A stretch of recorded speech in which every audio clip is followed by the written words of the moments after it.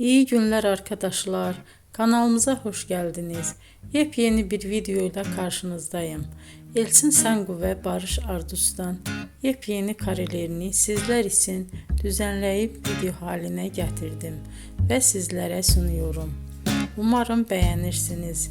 Elçin Sangu ve Barış Ardus Kiralık Aşk dizisinde birlikte rol almış ve herkes tarafından çok beğenilmiştiler. Biz de onların en güzel ve en özel karelerini sizler için hazırladık.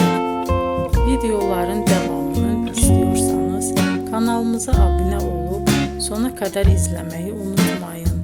Hoşça kalın. Bizden bu kadar.